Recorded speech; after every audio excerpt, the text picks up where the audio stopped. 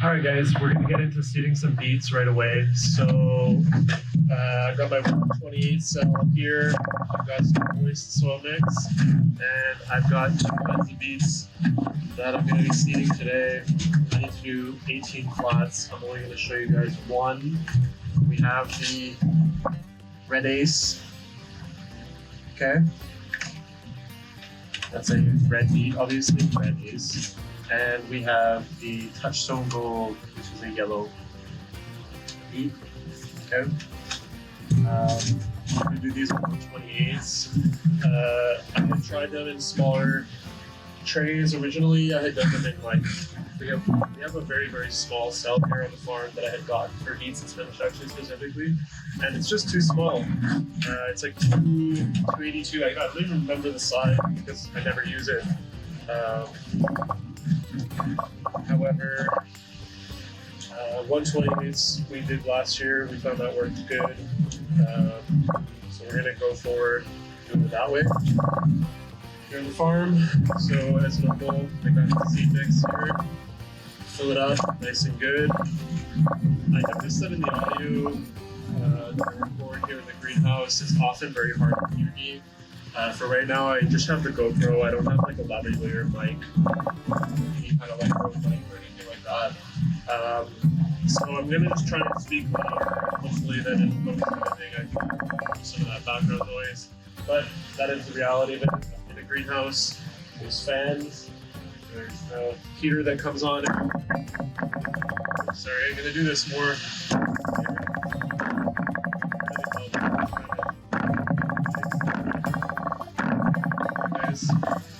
Hit the soil up, add a little bit more. And these are things, that'll get better over time. I should have some kind of like a tripod. Maybe it gets me off the side of the table if I do stuff like this because it's shaped the whole camera. But I'm just learning. I really appreciate you guys on what I'm doing here on the farm. Share what I know, what I'm learning. Get some exposure for the farm, hopefully get some more people to come and sign up with us as a difference for us. So here we go. We've got the 128. And we get the seeder tool. I always use this. I'm gonna start with the Red Ace, just because it's kind of like more normal. And then by the time I'm done 9 of these, get to the Touchstone Gold and be like, ooh, yellow beets. So these packages are resealable. This is a large package. I did a calculation and I'm asking myself, why did I buy such a big pack of beets? I'm sure it was because of the cost, the price point. However, I calculated it and I'm gonna have to do, I believe, 3 more batches after this one of like 20 flats of beets to use all this beet seed. So it's gonna be a lot of beets here on the farm this year. It's a great crop. People love it in the baskets, and it's something that does actually sell very nicely at the farmers market. People are usually asking for it. We historically haven't had it. This year, if we can have it at the farmers market, that would be nice. So here we go, the seed. So I got it on a 4 on the hole sizer here, and I just tap lightly. As soon as I got one in, I depress it lightly into the soil. I'm going for about a 1/4 inch soil depth. If I check here, this is about a 1/2 inch depth, so I could go a little deeper if I need to, not to be too worried about it. It is a fairly big seed, and the rule of thumb is twice the size of the seed for the depth of planting the seed.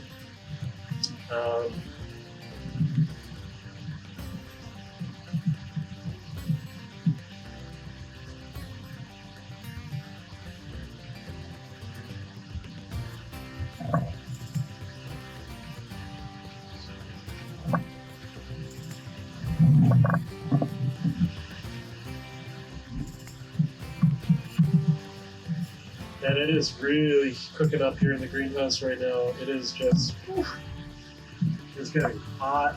The sun is out. It says just under 30 on the thermometer, which is going to be really great. Hopefully get the rest of the ginger and the turmeric to germinate, get those going. You're gonna have to determine once the tomatoes and the cucumbers are planted up here and how the ginger's looking in their pots. If we transplant them out of the pots and into the beds here in the greenhouse, or if we try and let them go to maturity in the pots if we feel like there's enough room. The problem is that I've seeded them very tightly in their pots because we just had so much of it. And ginger grows like 4 tons away. And I know that we're seeding beets right now, we're talking about ginger, but there's a lot of different stuff that goes on the farm, and I have to kind of process all this as it goes. For the ginger, it grows horizontally. It's in this small pot that's packed very densely. I'm wondering if it's not going to be really ideal to get a good yield. It would be good to get the plants started off. I'm wondering if once we get this sorted, we remove the extra tables. We've got the tunnels sorted. We've got some of the plants coming out of here and going into the tunnels, and we start to do the bed prep here. Get the tomatoes planted, cucumbers planted, cherry tomatoes planted. Then at that point, depending on what the ginger and the turmeric is looking like, probably be able to interplant the ginger and the turmeric with the tomatoes.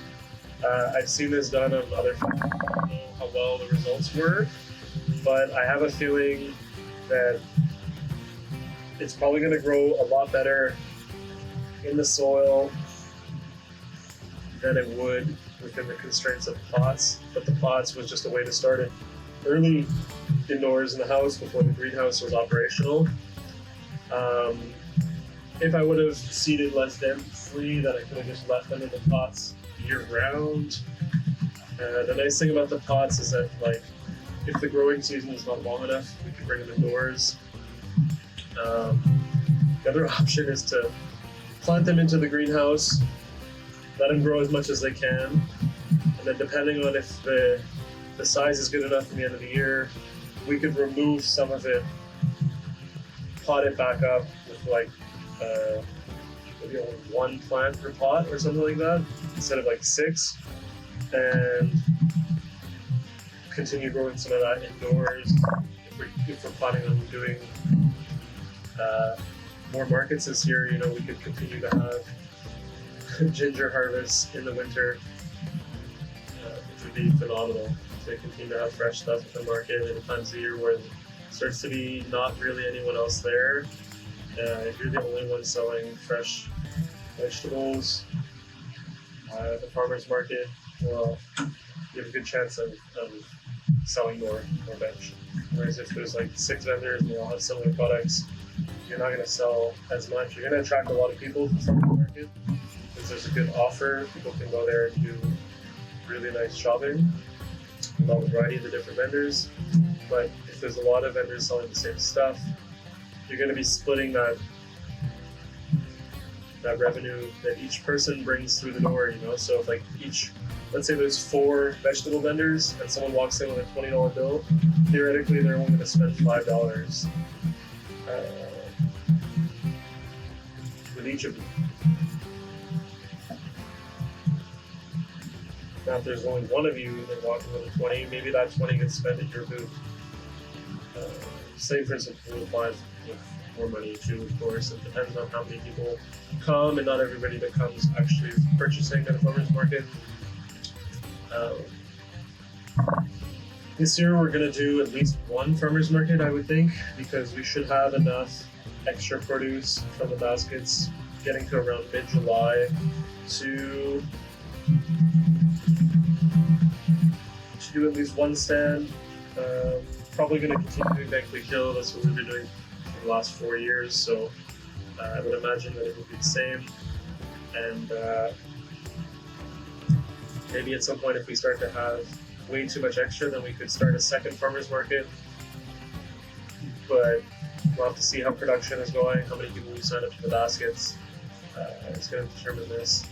I'm hoping we just sign up more people to the baskets and we do less farmer's market. Personally, that would be best for the farm, in my opinion. So we've almost got this beet flat sorted. So the only thing that's going to be missing here is its tag with the date. And today we're the 31st and 30th. 31st already, wow. 31st.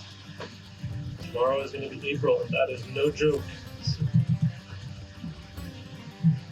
So we need to get that tag up, get a little bit of soil topped off on this, water it down, and then that is the whole process of seeding flatted beets. Takes me about 10 minutes. If I multiply that by 18, 180 minutes, that's about 3 hours I've got of seeding these beets. And that's just straight seeding.